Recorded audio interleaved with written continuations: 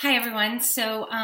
I said I was going to talk about the insurance in my second video, but I've got some upcoming stuff happening, and my goal is really to talk about that when I have a better idea of how everything's going to be billed and after my surgery and all of that. And I'm currently at home in my mom's house, and as I mentioned, she had the same diagnosis in the same breast at the same place as I had, and she was told that it wasn't genetic and that are hereditary, and I was told the same thing. And so we've had the opportunity to really sit and talk for the first time since my diagnosis in person, and I got to ask all kinds of questions, which was super informative, and things I felt like were important that she could share with you as well. So I'm going to introduce you to my mom, my hero. And we're just going to discuss some questions that might be helpful to someone out there who has been diagnosed for this, or someone who has a friend going through this, or maybe a spouse or a partner. So with that, I will introduce my mom. This is my mom, Joanne. Hi. Say hi, Mom. Hi. So we were just sitting here talking, and we're just going to keep this very kind of candid, and I'm going to ask some questions. I guess the first thing we should talk about is how there's so many different diagnoses of breast cancer, and we both find it ironic that she was told it wasn't genetic or hereditary. I was told the same thing, but one of the first questions they ask you is, when you go in for a mammogram, do you have any history of breast cancer in your family? And just to remind everyone again, same diagnosis, same breast, same location. And as a matter of fact, before we turned on the camera, we were kind of showing each other where they were. And it really is 1 o'clock, the same place. And so Mom and I also discussed the difference in therapies and the care plan that different people have based on different diagnosis and even the same diagnosis. So Mom, maybe you could tell them kind of what your plan of care was when you were diagnosed. Right. Well, first I had my 2 surgeries, and then I had radiation, and then I had chemotherapy. And even though we have the exact same diagnosis, Tracy's order of care is different. Yeah. So I'm surgery, chemotherapy, and then radiation. And it's interesting how everybody does everything differently. So one of the things that we were discussing prior to recording was hair loss, because hair loss is such a traumatic thing because, number one, everyone knows you're sick when your eyebrows fall out and your eyelashes fall out and your hair falls out. And I've been looking into this DigniCap, which basically is a freezing of the head so that you don't lose your hair. And it's something I'm going to try. But I hear it's quite painful. But Mom and I were discussing how painful it actually is to lose your hair. And I'd like you to talk about that a little bit, what your experience was through that. Right. I don't want to come off like a whiner, but it was kind of a shock that I thought your hair just falls out. Like your hair just falls out and there wouldn't be no feeling to that.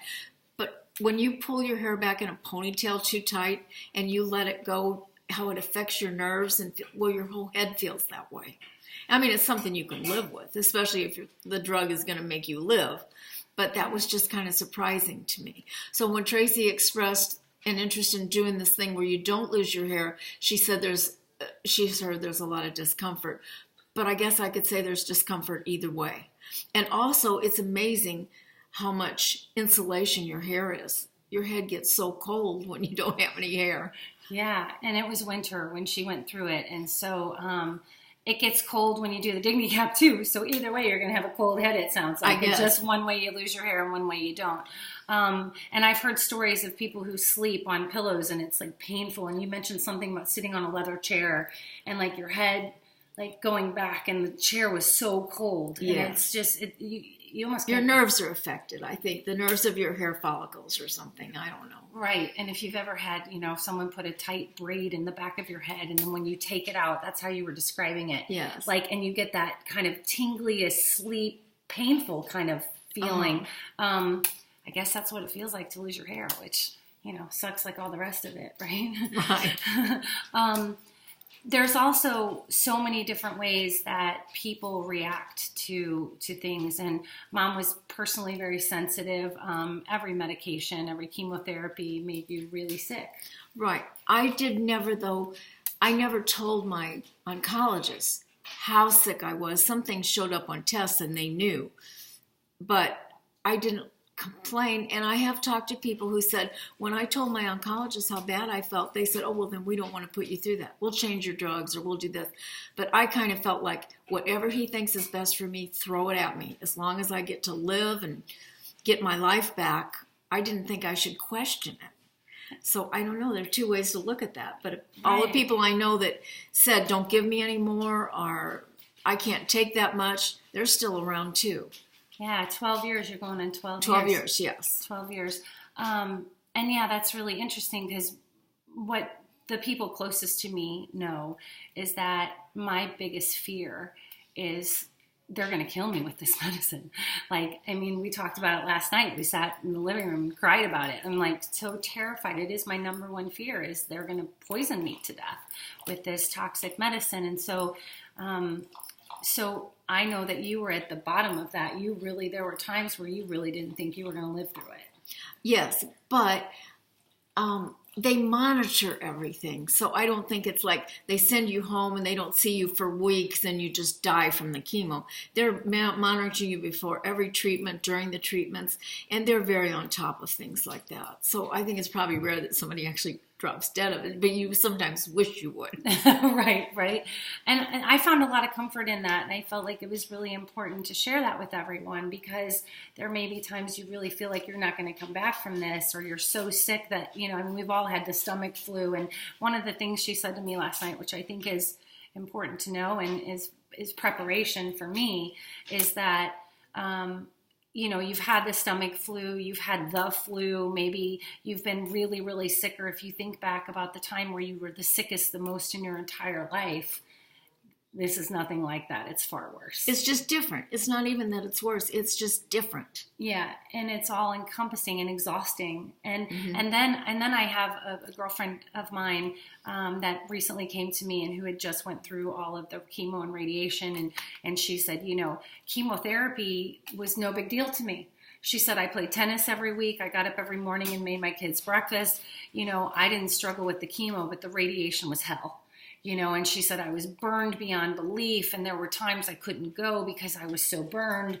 And so, where I've always been told that radiation isn't that painful and that it's really the chemo that sucks. So I think that speaks to the fact that everybody's body handles all of this differently and every care plan is different.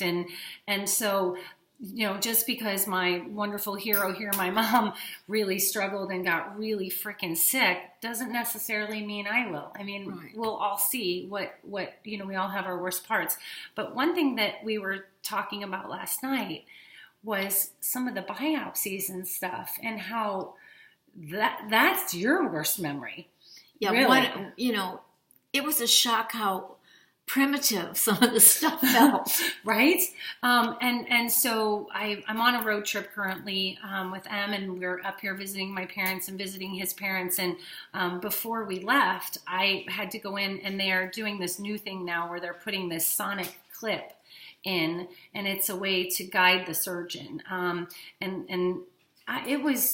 It was unbelievably painful.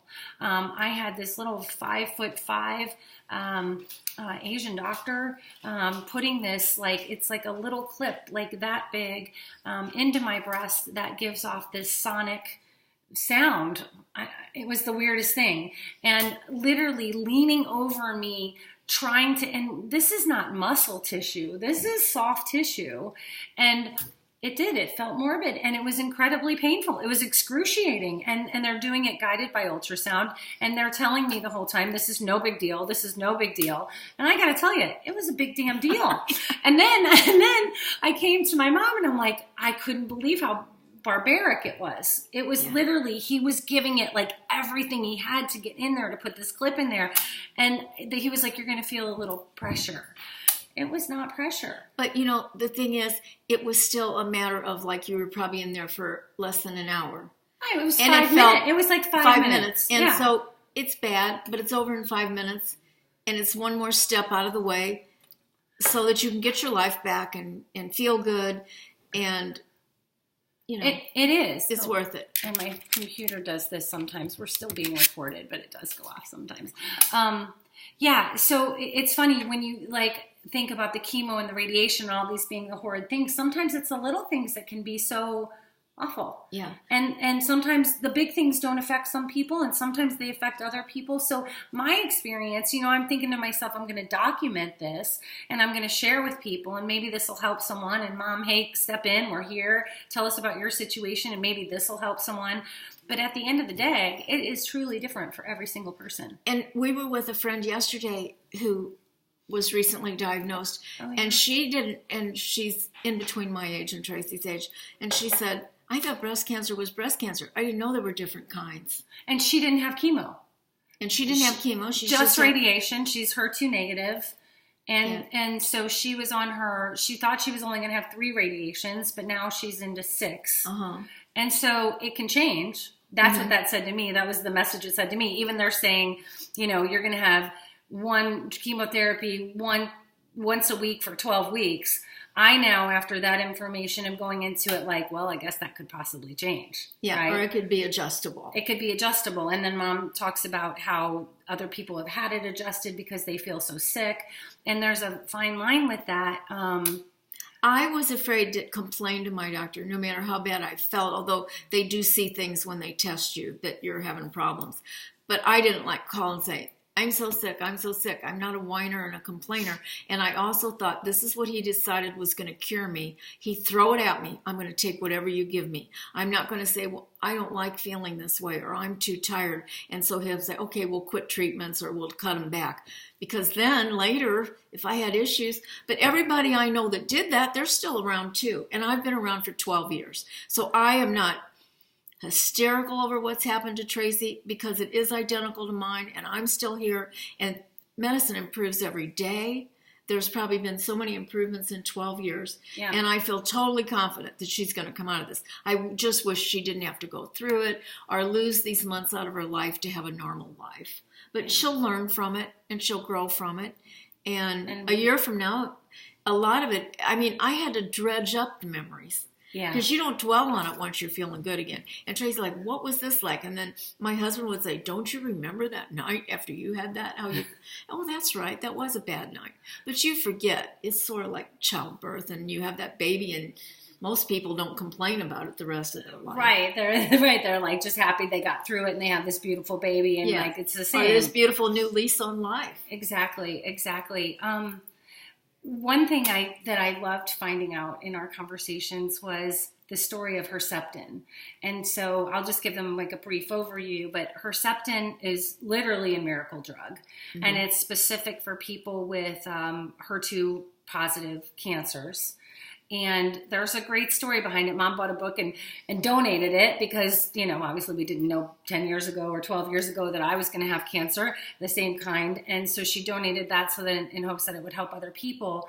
But talk about the story of Herceptin and what you know from reading that book. Well, I know that it was a long book with a lot more detail than this, but I know their funding was running out, and the drug company was going to quit the research on this. It wasn't doing what they wanted, triggering this little reaction they wanted. And it was around Thanksgiving, and the people doing the research said, please just give us till the end of the year. Give us, we think we're close, whatever. And they left their families. They worked through Thanksgiving. All, December's a busy, wonderful month for most people. They worked and worked. And on Christmas Eve, it did what they wanted. And it has saved so many lives, and just we don't know, hundreds of thousands, maybe. It's probably said in the book, but I read it 12 years ago, right? And so then I gave it to my surgeon. I read a couple books, and I gave them to him, and I said maybe somebody else would like this book. Yeah, and prior to Herceptin, HER2 cancer the prognosis was not bad, not great. The prognosis was really bad, yeah. And so they triggered research on that certain thing. And so even sometimes about other cancers, I think sometimes you're kind of lucky when you get breast cancer because there's so much research poured into it. And, look at those marches. That's what I told my husband when I told him I had it. I said, first of all, I want to picture that picture that survivors march and all those ladies in pink. Think how many millions of women live through this. Yeah, and how much they're researching, and it is currently. I did some research. The fastest growing cancer that women get. It is being relentless, and I think everybody kind of feels like, is it the food? Is it the water? Is it, why all of a sudden is it growing so rapidly? But at the end of the day, the most important thing is that they are finding cures, and the survival and non-reoccurrence rate for HER2 cancer now is upwards of 95%. Yeah. And if you get, 5 years from now, after you've had it, if you haven't had a reoccurrence of it, it goes up to like 96%. And if it goes to 10 years, then it's like almost 100%. Oh, I didn't even know that. That's what I found in my research and what my surgeon shared with me. So that's great odds. Yes. One other thing that I don't think a lot of people realize, I want to talk a little bit about your allergic reaction, because this is something, again, I never thought about, and the difference between perimenopause, menopause, and postmenopause, because that plays a big part in if you're hormone positive. If you're hormone positive, right? So Mom and I both had triple positive, and that means it's fueled by estrogen, it's fueled by progesterone, and then it is HER2 positive, which HER2 cells are throughout your body. So if a HER2 cell in your breast gets cancer, and I'm no doctor, I'm doing the best I can here with the information I have, I should probably preface that. But if you get HER2 positive breast cancer, you have HER2 genes throughout your whole body, and that's why HER2 positive people have to have chemo. And the friend that we were just with yesterday only had to have radiation because she was not HER2 positive, so they don't need to kill it throughout her whole body. And that's what chemotherapy does. It kills that genetic mutation in the HER2 cells throughout your whole body. That's my understanding.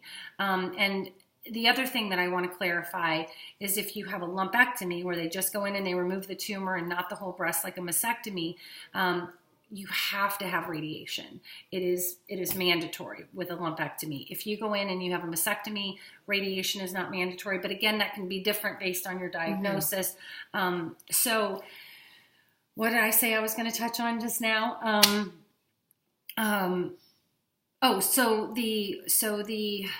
Oh my God, I totally lost my train of thought.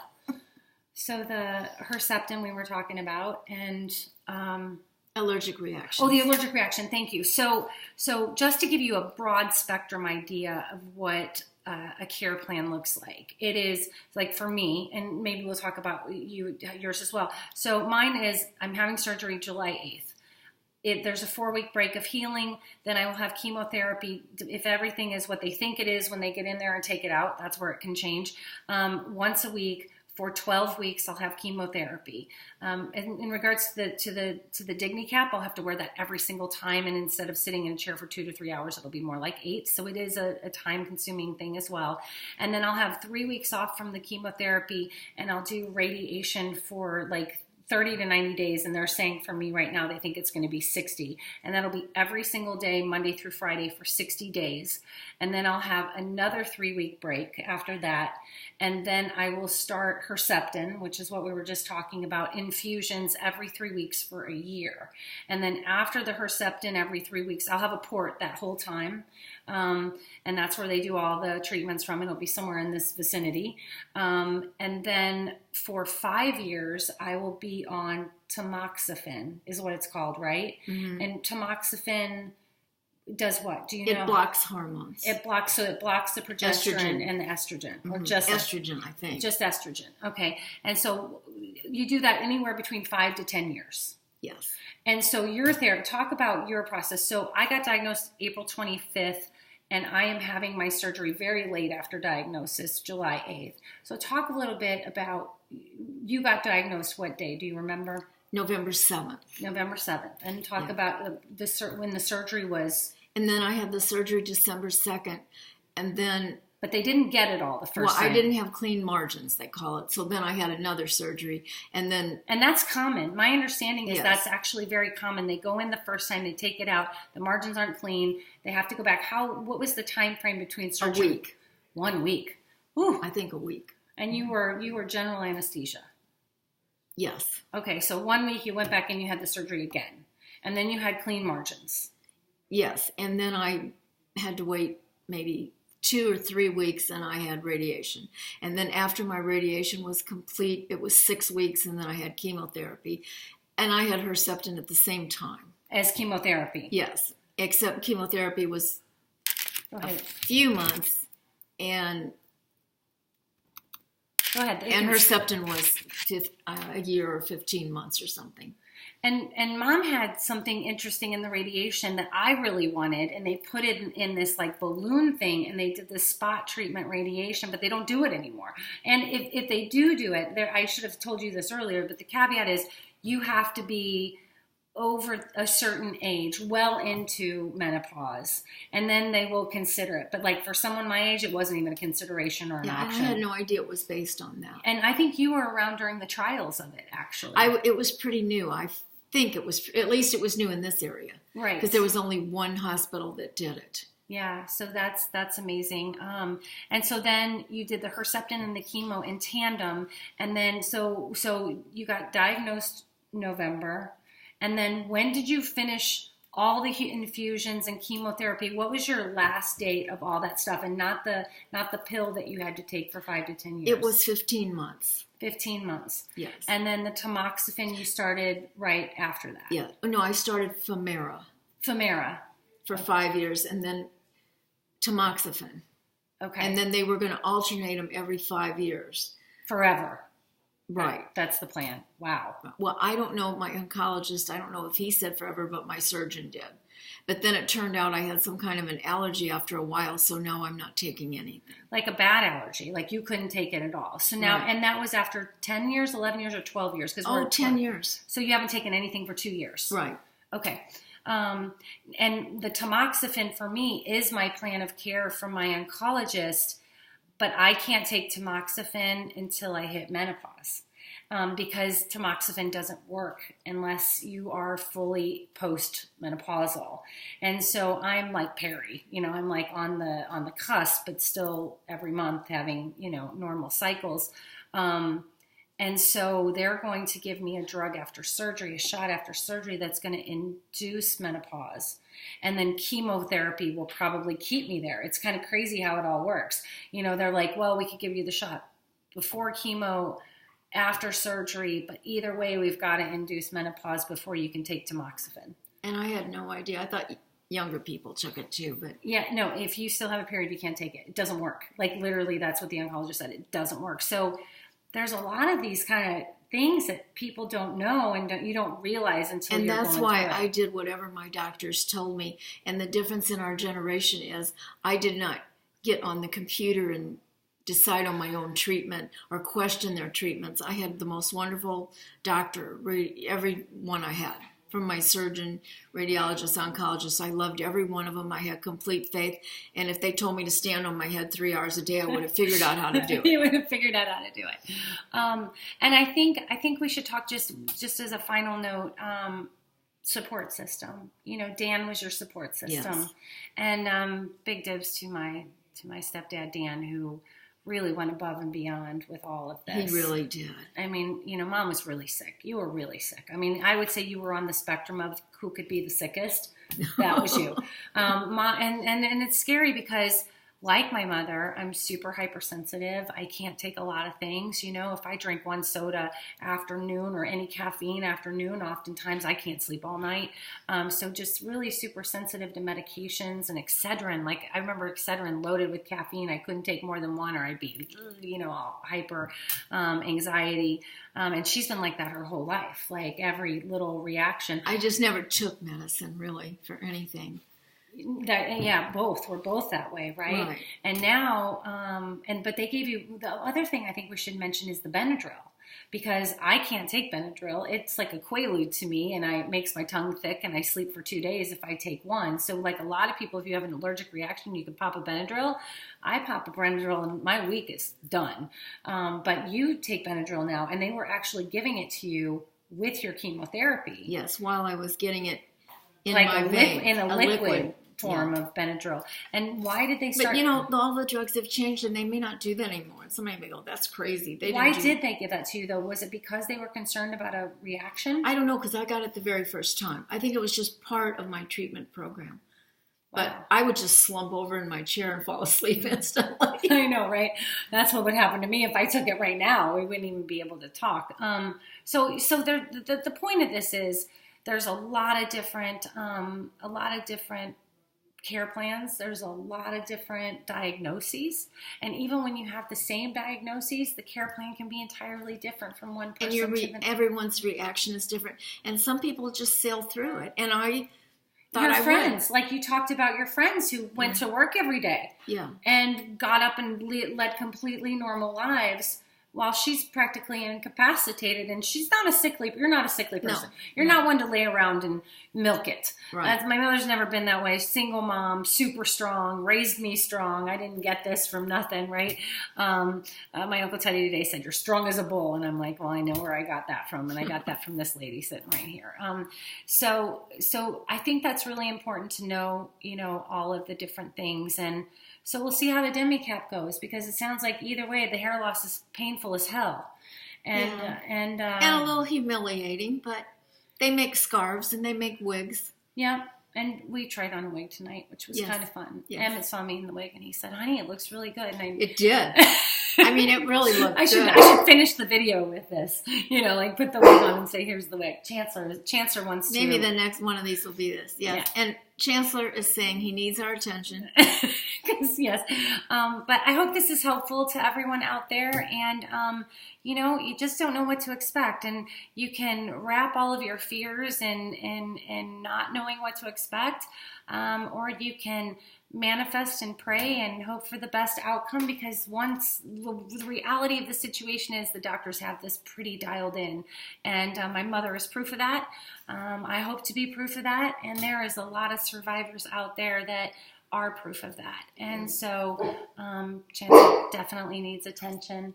And thanks for your time. I hope this helps. Love you, Mom. Love you too. Thank you.